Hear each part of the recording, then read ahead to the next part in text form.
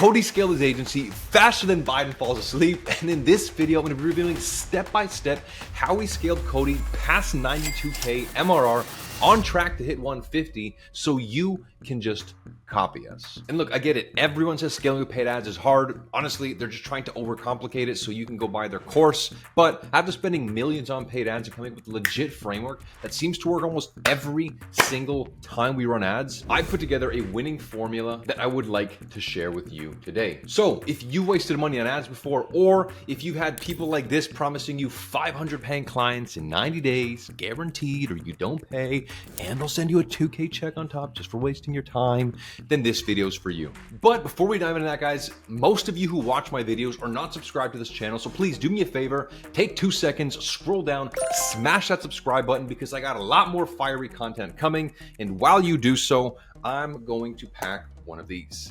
So now that I'm locked and loaded, the first thing that I implemented into Cody's agency to scale him past 90K in MRR was building out a proven ads framework. Now, I have so many videos on how to create proper Facebook campaign structure, how to create ads, and at the end, I'll actually link some more videos. But in this video, I actually want to show you the exact ad that I created for him. That was an absolute banger right out the gate. So this was the ad that we created. He runs an SEO agency, and his offer is ranked #1 on Google or your money back. Again, nothing crazy, just someone showing a phone in your face, gets your attention. Created this on Canva, literally took me like 4 minutes. And as you can see, it does a fantastic job at getting your thumb to stop and seeing what's on the screen. Now, I took that concept and I ran it in different verticals, different niches with different offers, and these are the other types of ads that I made. So again, a bit more styled like an iPhone ad, change the background color, change the theme. So feel free to take this kind of stuff and run it yourself. It actually works fantastic. But again, the main thing that you should take away from this, yes, the ad is attractive, it gets people to stop,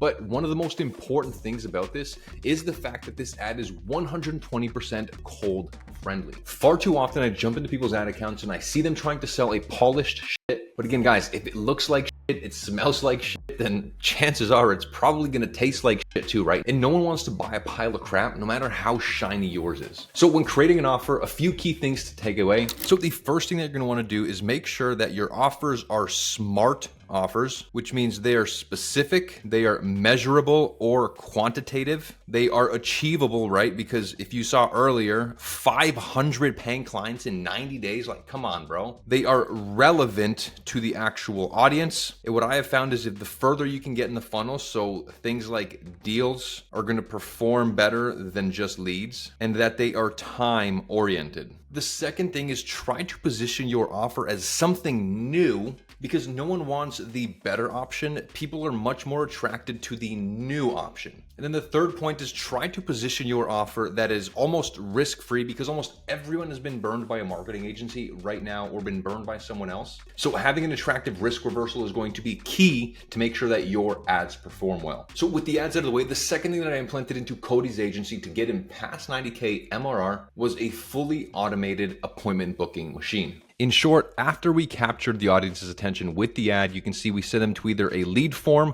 or some sort of online form like a survey on Go High Level. And then after they fill it out, we send them to a landing page to book an appointment. Again, to not make these videos too long, I will have a video at the end linked on an exact funnel that I'm using right now that's working. So make sure you watch till the end for that. So after we built out the entire automated funnel that would take someone from the ad to the lead to book an appointment, the third thing that we had to do to make sure this was as efficient as possible was to build out a backend infrastructure that would turn more of these leads into appointments, as well as send them automated reminders before the appointment. So here in short is how that works. So we have two separate automations. I use Go High Level for this, but we have Automation 1 and Automation 2. And Automation 1's primary goal is to follow up with a phone call plus AI. And then again, Automation 2, its main primary function is to nurture the lead plus send reminders. So the way that works is in Automation 1, we have a trigger that basically says new lead. So every time we get a new lead, we trigger this automation. We then go down and we wait 4 minutes.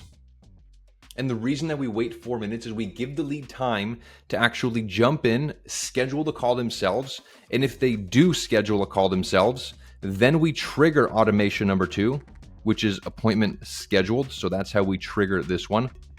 And then the next step after they book an appointment is we remove them from automation 1.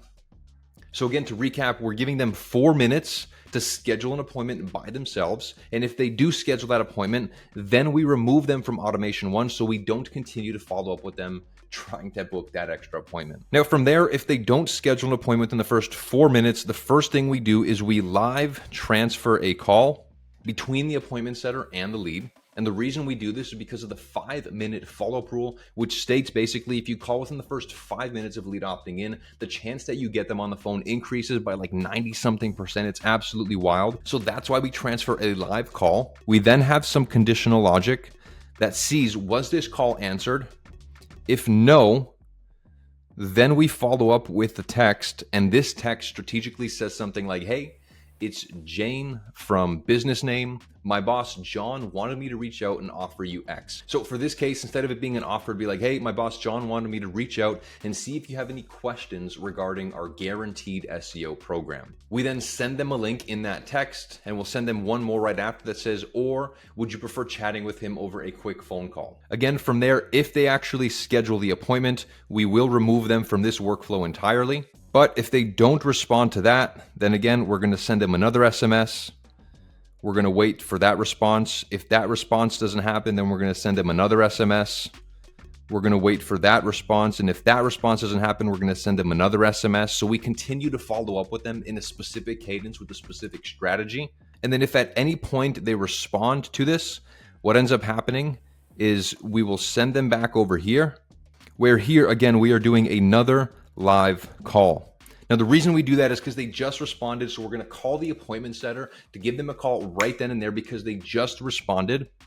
And if that call doesn't get answered, then again, we send them another text that'll say, cool, we have some availability this week. When works best for you? If that call does get answered, then we can assume that they had a conversation. So we don't actually do anything from here moving forward. We hope that we schedule them into an appointment where, again, we remove them from workflow number 1, so no follow-up continues to happen. However, if this automation doesn't get answered, then again, we'll continue to follow up with them via text. And if that text doesn't get answered, then again, we're going to continue to follow up with them, and we're going to continue to nurture them and bug them, essentially, in a very strategic way. You don't want to be annoying about this because it's just going to get people to block you and piss them off. So you have to make sure that your messaging is drafted in accordance to provide value and to not sound annoying. Now, assuming that they actually do schedule this appointment, again, the first thing we're going to do is we're going to remove them from automation number 1. Then from there, we are going to send them an SMS that'll say, hey, Jane here from X company. I see you just scheduled an appointment with us. And then we add the appointment date and time. And we say, please let me know if this is correct, just so I can mark it as confirmed on our end. From there, if they don't respond, you guessed it, we have another SMS going out that basically says, was there anything wrong with this date and time? And then again, if they don't respond, you guessed it, we send them another text that says, hey, just wanted to make sure everything is okay. Do I have the right number? And then again, if they don't respond to this one, then we'll send them one last text where it'll say, hey, I apologize. I don't know if I have the right number or not. I'm not trying to be annoying. We unfortunately have spam that books onto our calendar. So I just need to make sure this is the right date and time so I don't have to cancel it. And then again, if they don't respond to that, then we send our team a notification so they can call the lead 3 times. And if that lead doesn't answer after 3 phone calls, then what we're going to do is we're going to just cancel the appointment completely so it doesn't stay on that calendar and waste people's time. Now, if they do, however, confirm, then we send them into a sequence with basically some notifications and some reminders. And again, if they respond to any of these, we will send them back to this side of the workflow. And in here, we're drafting strategic messages where we're sending them emails, proof of concept, past client wins, nurture, all that fun stuff via email. And then we're also sending them appointment reminders as the appointment gets closer. And combining all of that together is how we were able to fully automate an appointment booking system, as well as be as efficient as possible with the leads that were coming in that allowed Cody, who by the way does a great job at sales and retaining clients, because you don't scale that high with an absolute shit churn rate. I think his churn rate when he told me is around like 5%, 4 point something percent. So he definitely is an absolute badass when it comes to running his agency. But with paid ads and a fully automated booking system, plus all the back-end infrastructure and automations that go off, that is how we're able to help him scale past $90,000 a month in reoccurring revenue, on track to hit 150. And look, I know some of this stuff can be confusing to do and to implement yourself.